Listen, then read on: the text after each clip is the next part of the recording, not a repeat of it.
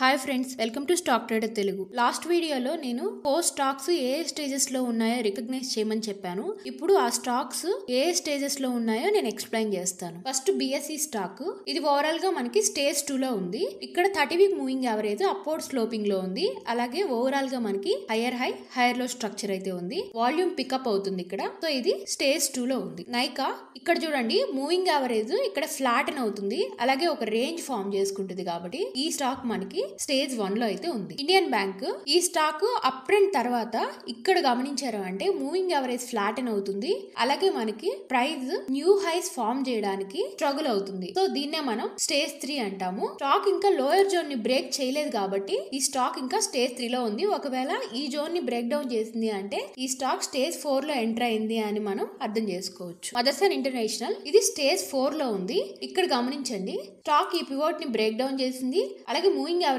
కూడా downward slope ఇచ్చింది. So overall గా stock structure lower high formation అయితే చేస్తుంది. సో ఇది మనకి స్టేజ్ 4 లో ఉంది. ఇలా మనం డిఫరెంట్ స్టాక్స్ ని తీసుకొని 30 వీక్ మూవింగ్ యావరేజ్ రెఫరెన్స్ గా పెట్టుకున్నట్లయితే ఓవరాల్ గా ఆ స్టాక్ స్టేజ్ 1 లో ఉందా, 2 లో ఉందా, 3 లో ఉందా, 4 లో ఉందా అనే విషయం మనకు అర్థమవుతుంది. దాన్ని బట్టి మనము స్టేజ్ 1 నుంచి స్టేజ్ 2 కి వచ్చే స్టాక్స్ ని ఐడెంటిఫై చేసి దానిలో మనం ఎంట్రీస్ ఇస్తాము. ఇప్పుడు మనం స్టాక్స్ ని ఎగ్జాక్ట్ గా ఎక్కడ బై చేయాలి, ఎంత పొజిషన్ పెట్టాలి, అలాగే ఎలాంటి అబ్జర్వేషన్స్ అనేవి చేయాలి అనేది మనం చూద్దాము. ఫస్ట్ ఇక్కడ మనం స్టాక్స్ ని బై చేసేటప్పుడు ఇన్వెస్టర్స్ ఎలా బై చేస్తారు, ట్రేడర్స్ ఎలా బై చేస్తారు అనే విషయాన్ని అర్థం చేసుకుంటాము. ఇన్వెస్టర్స్ అంటే ఇక్కడ ఎవరైతే స్టాక్ ని అప్ టు 12 మంత్స్ లేదంటే ఒక్కోసారి 12 మంత్స్ పైగా కూడా హోల్డ్ చేసుకుంటారు. సో వాళ్ళని మనం ఇన్వెస్టర్స్ అంటాము. సో ఎప్పుడైతే స్టాక్ స్టేజ్ 1 బేస్ నుంచి బ్రేక్అవుట్ ఇస్తుందో, ఎప్పుడైతే స్టేజ్ 2 కి ఎంటర్ అవుతుందో అప్పుడు మనం 50% పొజిషన్ అనేది పెడతాము. అంటే ఓవరాల్ గా మనం ఎంతైతే క్యాపిటల్ దానిలో పెట్టాలనుకుంటామో దానిలో 50% పొజిషన్ ని అక్కడ ఎంట్రీ ఇస్తాము. అలాగే ఎప్పుడైతే స్టాక్ పుల్ బ్యాక్ ఇస్తుందో బ్రేక్అవుట్ పాయింట్ కి, అలా పుల్ బ్యాక్ ఇచ్చినప్పుడు రిమైనింగ్ 50% పొజిషన్ ఎంట్రీ ఇస్తాము. స్టాక్ బ్రేక్అవుట్ ఇచ్చినప్పుడు ఎలాంటి పాయింట్స్ అబ్జర్వ్ చేయాలి అనేది ఇప్పుడు చూద్దాము. స్టాక్ బ్రేక్అవుట్ ఇస్తున్నప్పుడు వాల్యూమ్ పికప్ అవుతుందా లేదా అనే విషయాన్ని మనం చూడాలి. వాల్యూమ్ అనేది అట్లీస్ట్ మనకి యావరేజ్ వాల్యూమ్ కంటే డబుల్ అయితే ఉండాలి. అలాగే స్టాక్ అనేది బ్రేక్అవుట్ జోన్ నుంచి కొంచెం దూరంగా క్లోజ్ అయింది అంటే దాన్ని మనం స్ట్రాంగ్ గా తీసుకోవచ్చు. అలాగే ఒకవేళ స్టాక్ జస్ట్ రెసిస్టెన్స్ ని బ్రేక్ చేసి మళ్ళీ అదే జోన్ లో గానీ వచ్చేసింది అంటే దాన్ని మనం బ్రేక్అవుట్ ఫెయిల్యూర్ గా తీసుకుంటాము. అలాగే పుల్ బ్యాక్ వచ్చేటప్పుడు వాల్యూమ్ అనేది డిక్రీజ్ అవ్వాలి. ఈ పాయింట్స్ ని రియల్ చార్ట్స్ లో ఎలా ఐడెంటిఫై చేయాలి అనేది తర్వాత మనం ఎగ్జాంపుల్స్ లో చూద్దాము. ఈ చార్ట్ చూడండి, ఇక్కడ ఎప్పుడైతే స్టేజ్ 1 ఫామ్ చేస్తుందో స్టాక్, స్టేజ్ 1 నుంచి ఇక్కడ చూసినట్లయితే మీరు ఏ పాయింట్ ఉంది కదా, సో ఇక్కడ స్టాక్ స్టేజ్ 1 బ్రేక్అవుట్ ఇచ్చింది. అలాగే బ్రేక్అవుట్ ఇచ్చిన తర్వాత ఈ బ్రేక్అవుట్ జోన్ ని టెస్ట్ చేయడానికి మళ్ళీ పుల్ బ్యాక్ ఇచ్చింది. దీన్నే మనం బి అంటాము. సో మనం ఇందాక మాట్లాడుకున్నట్లు ఇన్వెస్టర్స్ ఎంటర్ అయ్యేటప్పుడు బ్రేక్అవుట్ దగ్గర 50%, అలాగే పుల్ బ్యాక్ దగ్గర 50% ఎంటర్ అవుతారు. సో ఇక్కడ గమనించండి, ఇది 30 వీక్ మూవింగ్ యావరేజ్, ఇది స్టేజ్ 1 బేస్. ఇక్కడ మనకి వాల్యూమ్స్ అనేవి ఉంటాయి. బ్రేక్అవుట్ ఇచ్చేటప్పుడు మనకి వాల్యూమ్స్ పికప్ అవ్వాలి. అలాగే మూవింగ్ యావరేజ్ అనేది కూడా బ్రేక్అవుట్ తర్వాత మనకి ట్రెండింగ్ అనేది అవ్వాలి. సో ఈ పారామీటర్స్ ఉన్నాయి అంటే ఆ స్టాక్ లో మనం ఆ స్టాక్ ని స్ట్రాంగ్ గా తీసుకోవచ్చు. ఇప్పుడు మనం కొన్ని ఎగ్జాంపుల్స్ ని చూద్దాము. ఈ స్టాక్ చూడండి, జెన్ టెక్నాలజీస్. ఈ స్టాక్ ఇక్కడ సైడ్ వేస్ లో అయితే వచ్చింది. ఈ 30 వీక్ మూవింగ్ యావరేజ్ అనేది మనకి ఫ్లాటన్ అయింది. సో దీన్ని మనం రెసిస్టెన్స్ జోన్ గా కన్సిడర్ చేసుకున్నాము అంటే ఫస్ట్ టైం ఈ రెసిస్టెన్స్ జోన్ ని ఈ క్యాండిల్ స్టిక్ ఇది మనం అబ్జర్వ్ చేసినట్లయితే ఇక్కడ బ్రేక్అవుట్ ఇచ్చింది. అలాగే వాల్యూమ్ కూడా మనకి పికప్ అయింది. సో ఇక్కడ మనం 50% పొజిషన్ ని మనం బిల్డ్ చేస్తాము. అలాగే నెక్స్ట్ వీక్ మీరు చూసినట్లయితే ఇది పుల్ బ్యాక్. వీక్లీలో మనకి ఇక్కడ లోయర్ వీక్ ఉంది కదా, ఈ వీక్ అనేది బ్రేక్అవుట్ జోన్ వరకు వచ్చింది. దాన్ని మనం పుల్ బ్యాక్ గా కన్సిడర్ చేస్తాము. ఆ పుల్ బ్యాక్ లో మనకి లో వాల్యూమ్స్ అయితే ఉండాలి. గమనించండి, ఇక్కడ లో వాల్యూమ్స్ ఉండాలి పుల్ బ్యాక్ తీసేటప్పుడు ఎప్పుడు కూడా. అప్పుడు అది రియల్ మూవ్ గా మనం రికగ్నైజ్ చేయొచ్చు. ఇది నేను డే టైం ఫ్రేమ్ లో ఒకసారి చూపిస్తాను పుల్ బ్యాక్ ఎలా ఉంటుంది అనేది. ఇక్కడ చూడండి, ఎగ్జాక్ట్ గా అది February 20, 2023 బ్రేక్అవుట్ ఇచ్చింది. ఆ తర్వాత అది స్టేజ్ 2 లోకి అయితే వెళ్ళింది. ఇక్కడ చూడండి, ఇక్కడ బ్రేక్అవుట్ ఇచ్చింది. అలాగే ఇక్కడ పుల్ బ్యాక్ అనేది తీసుకుంటుంది. ఈ పుల్ బ్యాక్ లో మీరు వాల్యూమ్స్ గమనించినట్లయితే వాల్యూమ్స్ అనేది మనకి డౌన్వర్డ్ లో ఉన్నాయి. సో ఇలా వచ్చినప్పుడు ఈ స్టాక్ మనకి స్టేజ్ 2 లో ఎంటర్ అయింది అని మనం అర్థం చేసుకోవచ్చు. అలాగే మీరు గమనిస్తే ఈ లెఫ్ట్ సైడ్ మనం చూసినప్పుడు ఎటువంటి రెసిస్టెన్స్ లేదు. ఈ స్టాక్ కి మనకి ఇదే ఆల్ టైమ్ హై అవుతుంది. ఎప్పుడైనా మనకి 52 week high plus all time high అనేది కంబైన్ అయింది అంటే దాన్ని మనం మంచి స్టాక్ గా కన్సిడర్ చేయొచ్చు. అలాగే మిగతా టెక్నికల్ సిగ్నల్స్ ని కన్సిడర్ చేసుకొని మనం ఎంట్రీ పాయింట్స్ ని ఐడెంటిఫై చేస్తాము. నెక్స్ట్ ఈ స్టాక్ చూడండి, హెచ్బిఎల్ ఇంజనీరింగ్. ఇక్కడ ఒక రేంజ్ అయితే ఫామ్ అయింది. ఇక్కడ చూడండి, చూడండి ఇక్కడ ఒక బేస్ ఫామ్ చేసుకుంది, అలాగే 30 వీక్ మూవింగ్ యావరేజ్ అనేది ఫ్లాటెన్ అయింది. ఇక్కడ దీనికి మనం ఇది రెసిస్టెన్స్ గా తీసుకుంటే ఇక్కడ ఈ స్టాక్ గ్యాప్ అప్ ఓపెన్ అయ్యి ఈ క్యాండిల్ తో అయితే బ్రేక్అవుట్ ఇచ్చింది. సో ఇది మనం అగైన్ స్టాక్ స్టేజ్ 2 కి ఎంటర్ అయినట్టుగా మనం తీసుకోవచ్చు. ఇది మన ఎంట్రీ పాయింట్ అవుతుంది. స్టాక్ ఇక్కడ ఎక్కువ పుల్ బ్యాక్ అయితే ఇవ్వలేదు. ఇక్కడ చూడండి చాలా shallow pullbacks. Strong stocks pullbacks deeper గా ఇవ్వవు, పుల్ బ్యాక్స్ చాలా షాలోగా ఇస్తాయి.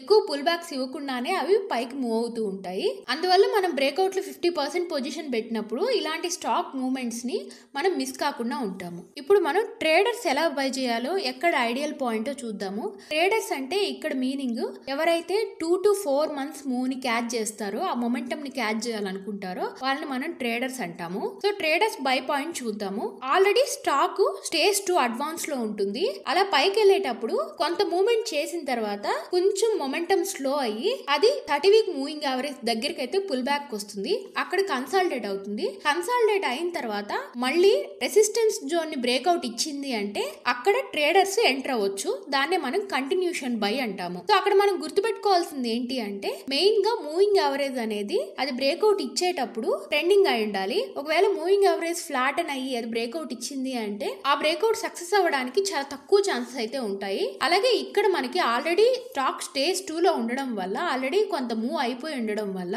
అక్కడ మనకి బ్రేక్అవుట్స్ ఫెయిల్ అయ్యే ఛాన్స్ కూడా ఉంటుంది. ఒకవేళ సక్సెస్ అయితే షార్ట్ పీరియడ్ ఆఫ్ టైమ్ లో ఎక్కువ మొమెంటం అయితే స్టాక్ జనరేట్ అవుతుంది. అందువల్లే ఇక్కడ ఎక్కువ ట్రేడర్స్ బై చేస్తారు. ఈ ఫిగర్ చూడండి, ఆల్రెడీ స్టాక్ అప్ ట్రెండ్ లో ఉండి కొన్ని వీక్స్ లేదా కొన్ని మంత్స్ ఇలా కన్సాలిడేట్ అయ్యి 30 వీక్ మూవింగ్ యావరేజ్ దగ్గరగా వస్తుంది. 30 వీక్ మూవింగ్ యావరేజ్ అనేది స్టిల్ ట్రెండింగ్ లోనే ఉంటుంది. ఎప్పుడైతే స్టాక్ ఇక్కడ రెసిస్టెన్స్ ని బ్రేక్అవుట్ ఇస్తుందో అక్కడ ట్రేడర్స్ బై చేయాలి. ఇది మనం ట్రేడర్స్ బై పాయింట్ అంటాము. వీటినే మనం కంటిన్యూషన్ బైస్ అంటాము. ఇక్కడ స్టాక్ హై మొమెంటం లో అయితే మూవ్ అవుతుంది. సో ట్రేడర్స్ బై చేసే పాయింట్స్ ఏవి అనేది ఇప్పుడు మనం చూద్దాము. సో ఈ స్టాక్ జెన్ టెక్నాలజీస్. ఈ స్టాక్ లో ఇన్వెస్టర్స్ ఇక్కడ బై చేయాలి అని మనం డిస్కస్ చేశాం కదా. సో ట్రేడర్స్ ఎక్కడ బై చేయాలి అంటే ఎప్పుడైతే స్టాక్ మొమెంటం కొంచెం లూజ్ అయ్యి ఇక్కడ చూసారా, ఇక్కడ రేంజ్ ఫామ్ అయ్యి 30 వీక్ మూవింగ్ యావరేజ్ దగ్గరగా వస్తుందో అక్కడి నుంచి రెసిస్టెన్స్ జోన్ ని బ్రేక్అవుట్ ఇచ్చినప్పుడు, అంటే ఈ జోన్ ని బ్రేక్అవుట్ ఇచ్చినప్పుడు ట్రేడర్స్ ఎంటర్ అవుతారు. అప్పుడు మనకి ఆ బ్రేక్అవుట్ సక్సెస్ఫుల్ అయింది అంటే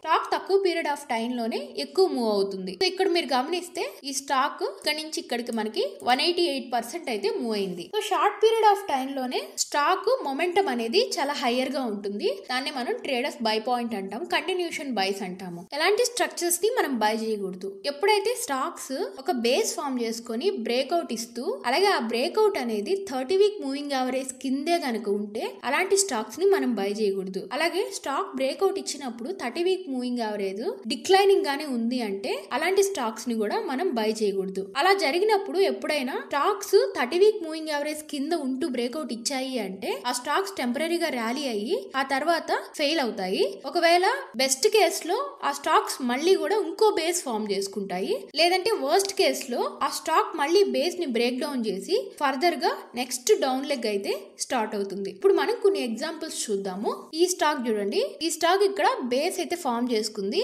ఇక్కడ బేస్ బ్రేక్అవుట్ అంటే ఇక్కడ రెసిస్టెన్స్ జోన్ కాబట్టి ఈ రెసిస్టెన్స్ జోన్ ని వైడర్ రేంజ్ క్యాండిల్ తో బ్రేక్అవుట్ ఇచ్చింది. బట్ ఇక్కడ సస్టైన్ కాలేదు. సో రెసిస్టెన్స్ మనకి మూవింగ్ యావరేజ్ కింద ఉంది. అందువల్ల మనకి ఇది క్రాస్ అయినప్పుడు స్టాక్ సస్టైన్ కాకుండా కిందకైతే మళ్ళీ బ్రేక్ డౌన్ చేసి ఫర్దర్ గా న్యూ లో మళ్ళీ ఫామ్ చేసింది. ఎప్పుడైనా సరే మనం ఈ మూవింగ్ యావరేజ్ పైకి స్టాక్ వచ్చి అక్కడి నుంచి రిజెక్ట్ అయినప్పుడు అది మనం రెసిస్టెన్స్ గా మార్క్ చేసుకుంటాం. ఫర్ ఎగ్జాంపుల్ ఇక్కడ మనకి మళ్ళీ ఆ స్టాక్ పైకి వచ్చి మూవింగ్ యావరేజ్ పైన ఒక రెసిస్టెన్స్ జోన్ ఫామ్ చేసుకుంది. సో ఎప్పుడైతే ఈ జోన్ ఇక్కడ బ్రేక్అవుట్ ఇచ్చిందో అప్పుడు ఈ స్టాక్ స్టేజ్ 2 లోకి అయితే ఎంటర్ అయింది. ఇంకొక ఎగ్జాంపుల్ చూద్దాము. ఈ స్టాక్ చూడండి, ఇక్కడ మనకి డిక్లైనింగ్ మూవింగ్ యావరేజ్ ఉంది. ఇక్కడ మనకి ఒక బేస్ అయితే ఫామ్ చేసుకుంది. ఈ బేస్ ని అయితే ఇక్కడ బ్రేక్అవుట్ ఇవ్వడానికి ట్రై చేసింది. బట్ ఇక్కడ మనకి మళ్ళీ బేస్ ఫెయిల్ అయింది. మళ్ళీ మనకి న్యూ లో ఫామ్ చేసుకుంది. సో మూవింగ్ యావరేజ్ డిక్లైన్ అవుతున్నప్పుడు, అలాగే రెసిస్టెన్స్ అనేది మూవింగ్ యావరేజ్ కింద ఉన్నప్పుడు ఆ జోన్ ని బ్రేక్అవుట్ ఇచ్చినప్పుడు అది ఫెయిల్ అయ్యే ఛాన్స్ ఎక్కువ ఉంటుంది. ఫర్ ఎగ్జాంపుల్ ఈ స్టాక్ ఇక్కడికి వచ్చి ఇక్కడ ఫెయిల్ అయింది. సో మనం ఇప్పుడు ఈ జోన్ ని రెసిస్టెన్స్ జోన్ గా మార్క్ చేసుకుంటాం. ఒకవేళ ఈ స్టాక్ మళ్ళీ అగైన్ వచ్చి ఈ జోన్ ని బ్రేక్అవుట్ ఇచ్చింది అంటే దాన్ని మనం బులిష్ గా కన్సిడర్ చేయొచ్చు. సో స్టాక్ స్టేజ్ 2 లోకి ఎంటర్ అయింది అని మనం అర్థం చేసుకోవచ్చు. నెక్స్ట్ మనం స్టాక్స్ ని ఎలాంటి కండిషన్స్ లో సెలెక్ట్ చేసుకోవాలి. స్టాన్ విన్స్టన్ ఫాలో అయ్యే approach forest to tree approach. అంటే ఓవరాల్ మార్కెట్ కండిషన్ ఎలా ఉంది, ఓవరాల్ గా మార్కెట్ అప్ ట్రెండ్ లో ఉందా లేదా డౌన్ ట్రెండ్ లో ఉందా అనే విషయం మనం అర్థం చేసుకోవాలి.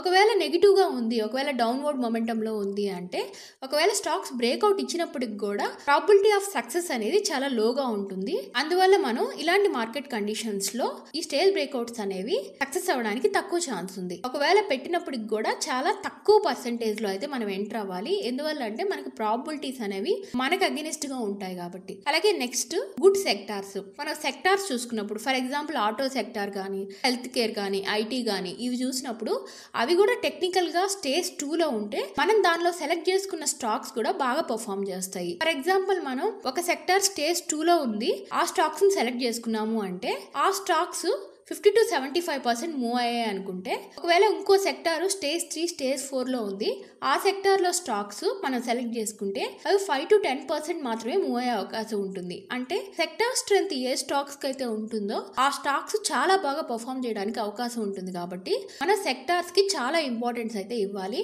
అలాగే ఒక్కొక్క బుల్ మార్కెట్ లో మనకి కొన్ని సెక్టార్స్ చాలా బాగా అవుట్ పర్ఫామ్ చేస్తాయి. ఫర్ ఎగ్జాంపుల్ మన రీసెంట్ మార్కెట్స్ లో మనకి defence, PSU stocks, auto sector ఇవన్నీ కూడా బాగా పర్ఫామ్ చేశాయి. అలా ప్రతి బుల్ మార్కెట్స్ లో మనకి స్పెసిఫిక్ సెక్టార్స్ అవుట్ పర్ఫామ్ చేస్తాయి. సో సెక్టార్ స్ట్రెంత్ అనేది మనం చాలా ఇంపార్టెంట్ గా తీసుకోవాలి. Next stocks. మార్కెట్ కండిషన్ బాగుంది, సెక్టార్ కూడా బాగుంది అని అనుకున్నప్పుడు తర్వాత స్టాక్స్ లో బెస్ట్ 2 స్టాక్స్ లేదా టాప్ స్టాక్స్ అంటే ఏ చార్ట్స్ అయితే బాగుంటాయో అప్పుడు ఆ చార్ట్స్ ని మనం సెలెక్ట్ చేసుకొని వాటిల్లో అయితే మనం ఇన్వెస్ట్ గానీ ట్రేడ్ గానీ చేస్తాము. ఈ 3 స్టెప్ ప్రాసెస్ గానీ ఫాలో అయ్యారు అంటే మనం మార్కెట్ బులిష్ లో ఉన్నప్పుడు 100% ఇన్వెస్టెడ్ లో ఉంటాము. అలాగే మార్కెట్ బేరిష్ గా టర్న్ అవుతుంది అన్నప్పుడు మనం మోస్ట్లీ క్యాష్ అయితే మన దగ్గర ఎక్కువ ఉంటుంది. సో ఇలా మనం మార్కెట్ ని అప్రోచ్ అయ్యాము అంటే హై ప్రాబిలిటీ ఆఫ్ సక్సెస్ అయితే ఉంటుంది. So for example Nifty almost మనకి ఇక్కడ 2020 జూన్ అరౌండ్ బాటమ్ ఫామ్ చేసుకుంది.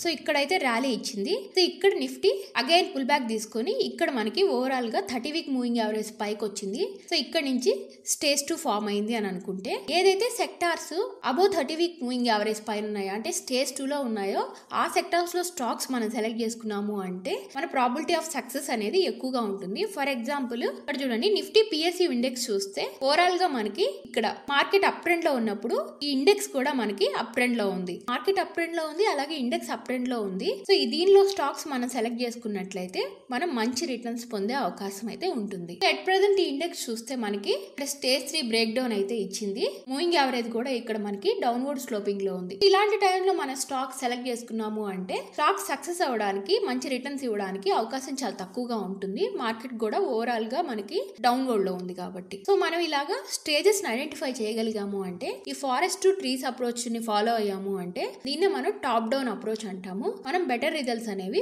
పొందొచ్చు. ఈ వీడియో మీకు నచ్చినట్లయితే లైక్ చేయండి, అలాగే సబ్స్క్రైబ్ చేసుకోండి. ఇంకెవరికైనా యూజ్ అవుతుంది అని అనుకుంటే వాళ్ళకి షేర్ చేయండి. నెక్స్ట్ వీడియోతో మళ్ళీ కలుద్దాం.